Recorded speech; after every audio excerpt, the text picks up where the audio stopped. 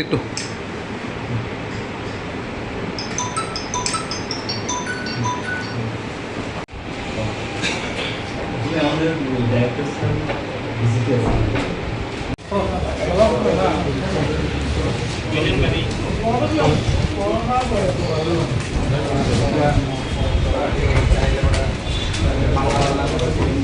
আমরা রাজ্যের শিক্ষা অধিকর্তার সঙ্গে স্কুল শিক্ষা অধিকর্তার সঙ্গে এসএফআই, টিএসইউ, ডিএফ এবং টিএফ এর পক্ষে ডেপুটেশনে মিলিত হচ্ছে। মূলত 5টা সুনির্দিষ্টভাবে দাবি নিয়ে আমরা ওনার সঙ্গে দেখা করছি। এক নম্বর হচ্ছে যে এটা দীর্ঘদিনের সমস্যা এবং প্রতিদিনকার সমস্যা। রাজ্য সরকার পরিকল্পিতভাবে আমাদের রাজ্যের ছাত্রছাত্রীদের ভবিষ্যৎ অন্ধকারে নিয়ে যাওয়ার জন্য প্রতিটা স্কুলে পরিকল্পিতভাবে শিক্ষকের সংকট তৈরি করে রেখেছে। কোনো স্কুলে ক্লাস হচ্ছে না, শিক্ষক নেই, অথচ আমাদের এই যে হাজার হাজার ছেলে মেয়ে আছেন ডিএলএড, বিএড, এমএড পাশ করা, তারা বেকার হয়ে বসে আছেন। টিআরবিটি 2 বছর একবার পরীক্ষা নিচ্ছেন, পরীক্ষা নিলে ফলাফল দিচ্ছেন না, ফলাফল দিলে সার্টিফিকেট দিচ্ছেন না। এই যে সরকার টিআরবিটি মিলে এমন একটা পরিস্থিতি তৈরি করছেন যে স্কুলগুলোর মধ্যে কোনো ক্লাস নেই, পড়াশোনা নেই, শিক্ষা লাটে উঠেছে।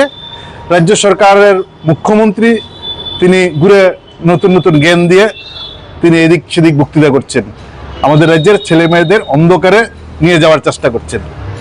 টিআরবিটির মধ্যে ছেলেমেয়েরা আসলে তাদের সঙ্গে যা খুশি তা ব্যবহার করছেন। টিআরবিটির চেয়ারম্যান টিআরবিটিকে একটা রাজনৈতিক প্রতিষ্ঠানে পরিণত করেছেন এবং তিনি রাজনৈতিক কর্মীর মতন ভূমিকা নিচ্ছেন। গোটা টিআরবিটি মুখ থুবড়ে পড়েছে এই চেয়ারম্যানের নেতৃত্বে। এবং একজন রাজনৈতিক কর্মী যদি টিআরবিটির চেয়ারম্যানে বসেন তাহলে যেমন হওয়ার তাই হচ্ছে। তাতে কি আমাদের রাজ্যের যারা ছেলেমেয়েরা, শিক্ষিত ছেলেমেয়েরা যারা টেট পরীক্ষা দিতে চাই, যারা এসটিজিটি পরীক্ষা দিতে চাই, যারা এসটিপিজিটি পরীক্ষা দিতে চাই, তাদের সামনে সংকট তৈরি করে দিচ্ছে এই টিআরবিটি। তাহলে এই বিষয়গুলো নিয়ে তার সঙ্গে আমরা যেটা দাবি করছি যে আমাদের রাজ্যে অসংখ্য বেসরকারি শিক্ষা প্রতিষ্ঠান আছে, যেমন খুশি তেমন প্রতি বছর ফি বাড়াচ্ছেন, ফি নিচ্ছেন, অভিভাবকদের বাধ্য করছেন। স্কুল থেকে ব্যাগ কিনতে হবে, স্কুল থেকে বই কিনতে হবে, স্কুল থেকে খাতা কিনতে হবে।